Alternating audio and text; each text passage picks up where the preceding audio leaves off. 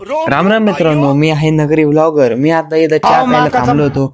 मग काय चाललं, माझ्या कॉलेजकडे जाता जाता इथं बघितलं खूप मोठी अशी लांबवर अशी गुजरी भरलेली होती. मग काय आलो माझ्या कॉलेजच्या गेट समोर. मग काय कॉलेजमध्ये एंटर केल्यावर आपल्याला गार्ड दिसला. गार्डने मग कार्ड मागितलं आपल्याला. मग काय गार्डला कार्ड दाखवून आतमध्ये शिरल्यावर आपल्या फ्लोअरमध्ये आलो.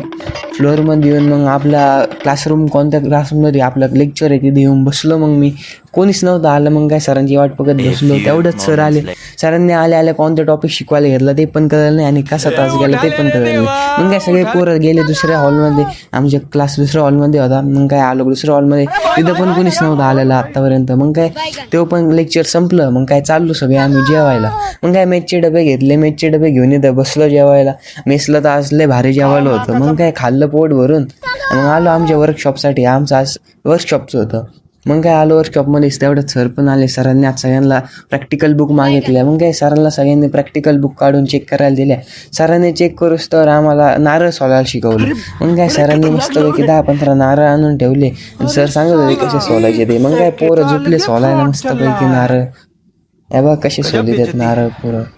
मग काय नारळ सोडून झाले पोरांची. मग तेवढ्या वेळेस सरांनी वाय चेक केल्या. सर गेले मग बाहेर. मग काय पोरं आपले तेच मोबाईल पाहत बसले सगळे. मग काय सर आले. सरांनी आम्हाला सगळ्यांना काढून दिलं. सरांनी काढून दिल्यावर मग मी चाललो माझ्या रूमवरती. खूप छान पण वातावरण झालं होतं. मग काय मी चाललो माझ्या रूमवरती. धन्यवाद.